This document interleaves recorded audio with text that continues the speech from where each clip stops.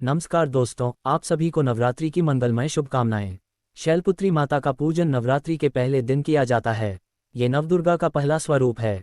इनके पूजन का महत्व बहुत गहरा है क्योंकि यह साधना की शुरुआत का प्रतीक मानी जाती है। माता शैलपुत्री की व्रत कथा किन किन के लिए वरदान साबित होती है। जिनके जीवन में हमेशा पैसों की तंगी रहती है या फिर पैसा आता तो है पर टिकता ही नहीं। जिनके घर में हर दिन कोई ना कोई टेंशन, कलह या बेचैनी बनी रहती है। और हाँ, जिनकी मेहनत तो बहुत है पर किस्मत उनका साथ नहीं देती। ऐसे सभी भक्त यदि माँ शैलपुत्री को सच्चे दिल से याद करें, व्रत करें या कथा को श्रद्धा भाव से सुने तो माँ शैलपुत्री अवश्य अपनी असीम कृपा बरसाती हैं।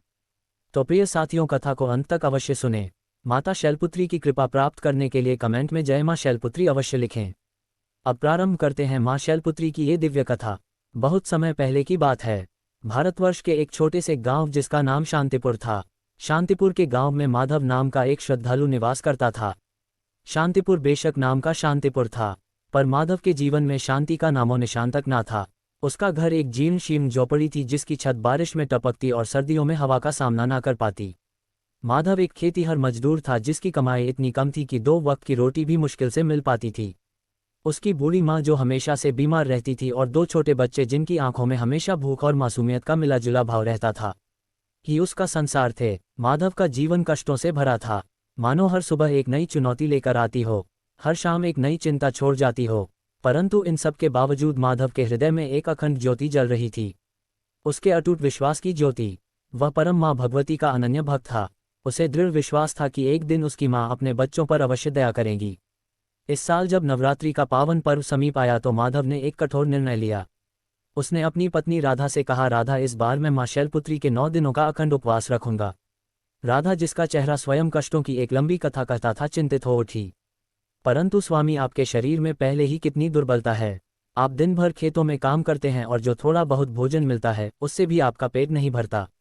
ये 9 दिन का उपवास क्या आप सह पाएंगे? उसकी आंखों में दया और भय का मिश्रण था। माधव ने एक गहरी सांस ली। राधा, मेरे हृदय में अब और कष्ट सहने की शक्ति नहीं बची है।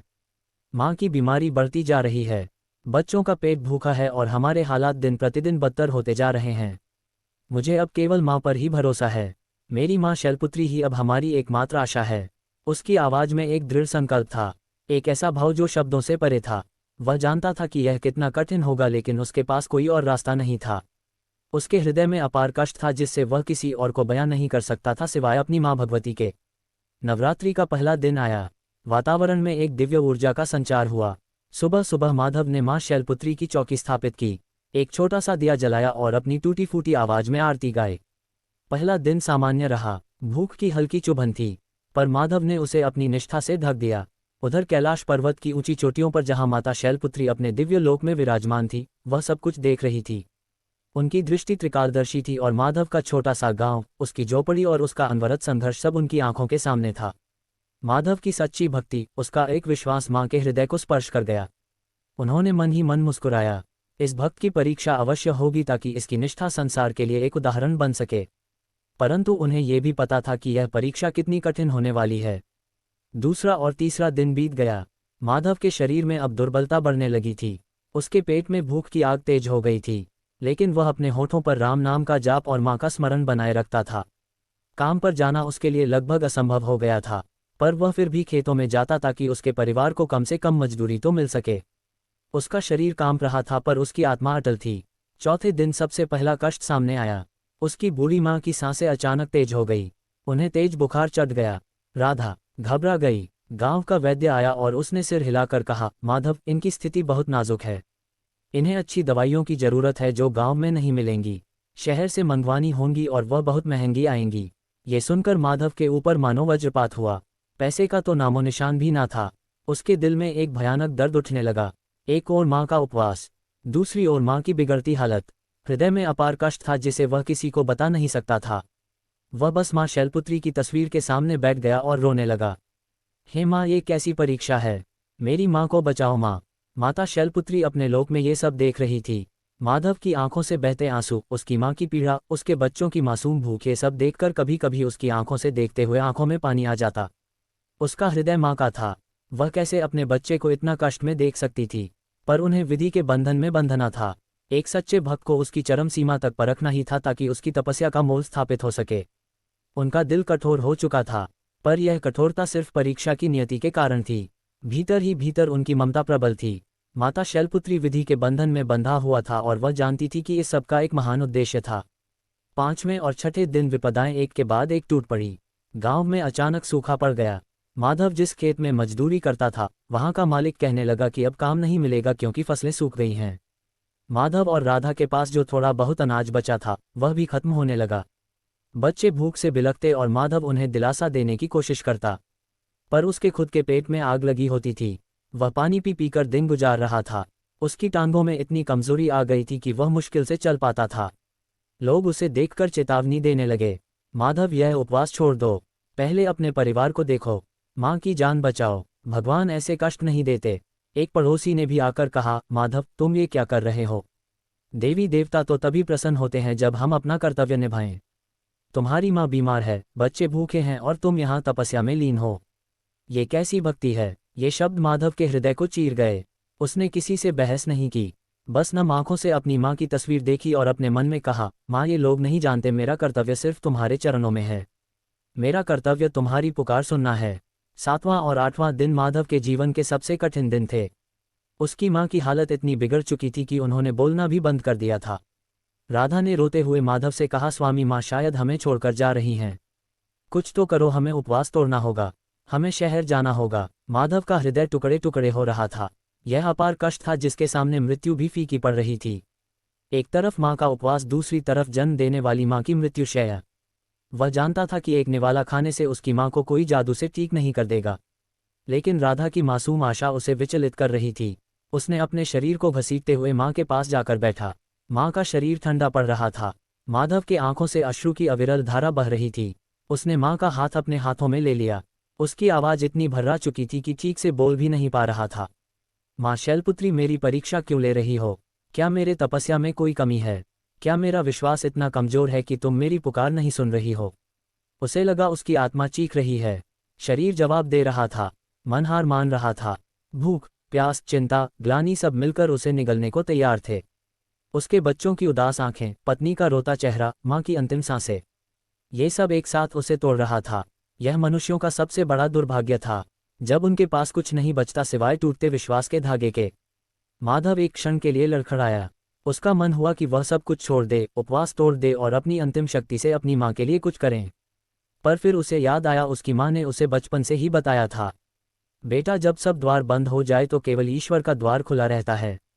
उसने अपनी अंतिम शक्ति बटोरी और माँ शैलपुत्री की तस्वीर के सामने आकर बैठ गया। उसके होंठ फरफरा रहे थे। माँ मुझे क्षमा करना, मेरा विश्वास डगमगा रहा था। मैं जानता हूँ तुम मुझे देख रही हो, मैं जानता हूँ तुम सुन रही हो। मैं अपनी अंतिम सांस तक तुम्हें नहीं छोड़ूंगा, चाहे मेरी देह भी क्यों ना छूट जाए, मेरा विश्वास नहीं छूटेगा। उसकी आंखों में एक अजीब सी चमक थी, दर्द की नहीं बल्कि एक अदम्य निष्ठा की। उसने अपनी सारी शक्ति को अपनी प्रार्थना में उड़ेल दिया। उसके शरीर कांप रहा था, पर उसकी आत्मा अडिग थी। यह उसकी तपस्या की पराकाष्ठा थी। नवमी का दिन आया, नवरात्रि का अंतिम दिन। गांव में सब लोग कन्या पूजन कर रहे थे, व्रत खोल रहे थे, लेकिन माधव की झोपड़ी में मातम छाया था। उसकी माँ ने लगभग सांस लेना बंद कर दिया था। राधा फूट फूट कर रो रही थी। बच्चे सहमे हुए कोने में बैठे थे। माधव का शरीर अब लकड़ी के समान हो चुका था। वह बस आंखों में आंसू लिए और होठों पर जय मां शैलपुत्री का जाप लिए बैठा था। उसे लग रहा था कि अब सब कुछ खत्म हो चुका है। उसने अपनी आंखें बंद कर ली और अपने हृदय के अंतिम कोने से माँ को पुकारा, माँ अब तो आ जाओ, अब और नहीं सहा जाता, मेरे हृदय में अपार कष्ट है। माँ यह मुझसे बयां नहीं हो रहा, बस तुम ही जानती हो। ठीक उसी क्षण जब माधव ने अपनी अंतिम पुकार लगाई, एक चमत्कार हुआ। झोपड़ी के बाहर एक अलौकिक प्रकाश फैल गया। पहले तो रोशनी इतनी तीव्र थी कि आंखों को चकाचौंध कर रही थी। फिर धीरे धीरे वह प्रकाश एक दिव्य आकृति में बदलने लगा। एक मधुर मनमोहिनी सुगंध पूरे माहौल में फैल गई। हवा में एक अद्भुत शीतलता का अनुभव हुआ और एक ऐसी शांति छा गई जो माधव ने अपने पूरे जीवन में कभी महसूस नहीं की थी। माधव ने धीरे से अपनी आंखें खोली। उसके सामने जो दृश्य था उसे देखकर वह अपनी आंखों पर विश्वास नहीं कर पा रहा था। वहां कोई साधारण महिला नहीं, कोई गांव की वृद्धा नहीं, बल्कि स्वयं जगत जननी मां शैलपुत्री थी। उनका मुखमंडल चंद्रमा के समान शीतल और कांतिमान था। माथे पर दिव्य तेज चमक रहा था। उन्होंने श्वेत वस्त्र धारण किए थे और उनके एक हाथ में त्रिशूल और दूसरे में कमल का फूल था। उनकी सवारी नंदीबैल भी उनके पीछे खड़ा था। माँ की आंखों में असीम दया, प्रेम और ममता का सागर उमड़ रहा था। माधव के शरीर में अचानक जैसे एक नई ऊर्जा का संचार हुआ। उसकी सारी कमजोरी, सारी पीड़ा सब क्षण भर में गायब हो गई। वह अपने घुटनों पर गिर पड़ा और उसके मुंह से अनायास ही निकला, माँ। उसकी आवाज में सदियों की प्रतीक्षा, सदियों का प्रेम और सदियों का विश्वास समाया हुआ था। उसकी आंखों से खुशी के आंसू बहने लगे जो उसकी सूखी आंखों से अब तक नहीं बह पाए थे। राधा और बच्चे भी ये दिव्य दृश्य देखकर भयभीत और श्रद्धा से भर उठे थे। माँ शैलपुत्री ने अपनी मधुर अमृतवाणी में कहा, उठो मेरे पुत्र माधव, मैं तुम्हारी तपस्या से अत्यंत प्रसन्न हूँ। मैंने तुम्हारी परीक्षा ली और तुम उसमें खरे उतरे। तुम्हारा विश्वास अटूट है, तुम्हारी धैर्य अनुपम है और तुम्हारी निष्ठा अद्वितीय है। मैंने तुम्हारे अपार कष्ट को देखा है और हर क्षण तुम्हारे हृदय में उठते भावों को भी महसूस किया है। तुम्हारी माँ की आंखों में भरते पानी को मैंने अपनी आंखों में महसूस किया है। माँ की आंखों में अब भी ममता का सागर था। उन्होंने अपनी कठोरता का रहस्य खोला। पुत्र, मुझे विधि के विधान के अनुसार तुम्हारी परीक्षा लेनी पड़ी थी। बिना अग्नि परीक्षा के कुंदन कहाँ बनता है? तुम कुंदन से भी बढ़कर हो। मैंने तुम्हें हर पल देखा है, हर पल तुम्हारे साथ थी। जब तुम्हारी माँ की सांसें थमी थी तब भी मेरी शक्ति उनके शरीर में प्राणवायु का संचार कर रही थी। माधव अवाक था, उसकी आंखों से अश्रुधारा रुकने का नाम नहीं ले रही थी। वह बस माँ के चरणों में लिपटा रहा। माधव, माँ ने फिर कहा, मांगो, तुम्हें क्या चाहिए? तुम्हारी हर मनोकामना आज पूर्ण होगी। माधव ने अपना सिर उठाया, उसके चेहरे पर अब कोई पीड़ा नहीं थी, केवल असीम शांति और कृतज्ञता थी। उसने कहा, माँ, मुझे धन दौलत नहीं चाहिए, मुझे राजपाट नहीं चाहिए, मुझे बस आपकी कृपा चाहिए। मेरी माँ स्वस्थ हो जाए, मेरे बच्चों को कभी भूखा ना सोना पड़े और मेरा परिवार सुख शांति शांति से रहे। और हाँ माँ, इस संसार में जितने भी मनुष्य अपने कष्टों से जूझ रहे हैं उन सब पर आपकी दया बरसे, उन्हें भी विश्वास, धैर्य और निष्ठा का महत्व पता चले ताकि वे भी अपने जीवन में सुख प्राप्त कर सकें। उसकी आवाज में मनुष्यों का कल्याण निहित था। माँ शैलपुत्री मुस्कुराए, तथास्तु मेरे पुत्र, तुम्हारी हर मनोकामना पूर्ण होगी। तुम्हारी माँ पूर्ण रूप से स्वस्थ हो जाएगी। तुम्हारे बच्चे कभी भूखे नहीं रहेंगे और तुम्हारे घर में सदैव सुख समृद्धि का वास रहेगा। और जो तुमने जग कल्याण की बात कही है वही तुम्हारी सबसे बड़ी भक्ति है। तुम्हारी यह कथा युगों युगों तक मनुष्यों का मार्गदर्शन करेगी, उन्हें विश्वास, धैर्य और निष्ठा का महत्व बताएगी। जैसे ही माँ ने ये शब्द कहे, माधव की माँ ने अपनी आंखें खोली। उनके चेहरे पर एक नई चमक थी, जैसे वे कभी बीमार थी ही नहीं। उन्होंने उठकर माधव को गले लगा लिया और कहा, मेरे बच्चे, मुझे लग रहा था कि मैं मर चुकी हूं पर अब मैं बिल्कुल ठीक महसूस कर रही हूं। ये सब माँ की कृपा है। बच्चों के चेहरे पर भी मुस्कान लौट आए जब उन्होंने देखा कि उनकी दादी उठकर बैठ गई हैं। माँ शैलपुत्री ने माधव और उसके परिवार को आशीर्वाद दिया और फिर धीरे धीरे दिव्य प्रकाश में विलीन हो गई। उस दिन से माधव का जीवन पूरी तरह बदल गया। उसकी माँ पूरी तरह स्वस्थ हो गई और कई सालों तक जीवित रही। उनके खेत हरे भरे हो गए और माधव का परिवार कभी भूखा नहीं सोया। माधव ने अपने गांव में एक छोटा सा मंदिर बनवाया जहां हर नवरात्रि पर वह मां शैलपुत्री की कथा सुनाता।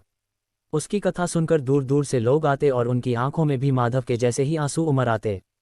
भाव और श्रद्धा के आंसू। माधव की कथा विश्वास, धैर्य और निष्ठा की अमर गाथा बन गई। ये कथा हमें सिखाती है कि जीवन में कितने भी अपार कष्ट क्यों ना आए, कितनी भी घोर चेतावनी क्यों ना मिले, अगर हमारा विश्वास अडिग है, हमारा धैर्य अचर है और हमारी निष्ठा अटल है, तो स्वयं माँ भगवती हमारी सहायता के लिए अवश्य प्रकट होती हैं। उनकी दया हर सच्चे भक्त पर बरसती है और वह हर मनुष्य के भाव को समझती है, भले ही वह हृदय में अपार कष्ट क्यों ना छुपाए हो। माधव की तपस्या ने ये सिद्ध कर दिया कि ईश्वर परीक्षा लेते हैं, पर अंत में अपने भक्तों पर असीम कृपा भी करते हैं और उनकी हर मनोकामना पूर्ण करते हैं। साथियों, इस वीडियो में माता शैलपुत्री की पावन व्रत कथा यहीं पर समापन होती है।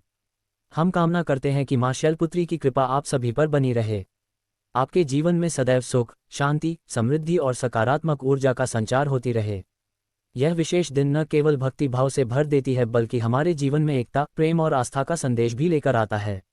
नवरात्रि की प्रथम व्रत कथा को सुनने के लिए हृदय से धन्यवाद। कृपया अपने विचार और अनुभव कमेंट्स में अवश्य साझा करें और जय माँ शैलपुत्री लिखना ना भूलें। आपके द्वारा किए गए कमेंट्स न केवल आपको प्रेरित करेंगे बल्कि अन्य दर्शकों के लिए भी भक्ति और श्रद्धा का स्रोत बनेंगे। जय माँ जगत जननी।